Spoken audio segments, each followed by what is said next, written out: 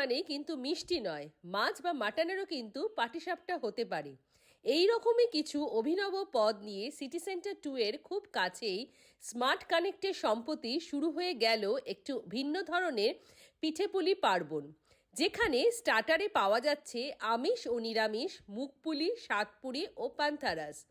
Main কোর্সে আছে ভাপা ভেটকি পাটিসাপটা, পাটিসাপটা গন্ধরাজ চিকেন, চালকুমড়ো দিয়ে হাঁসের মাংস, দেশি মুরগি ও পাঁঠার ঝোল, হাঁসের ডিম কাই, নতুন আলুর দম ও আরও বহু অভিনব পদ।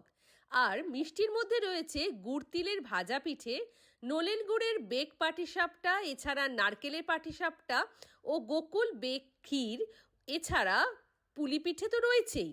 খাদ্য উৎসবটি চলবে আগামী 18ই ফেব্রুয়ারি পর্যন্ত, প্রতিদিন দুপুর 12টা থেকে বিকেল 4টে ও সন্ধে 7টা থেকে রাত 10:30।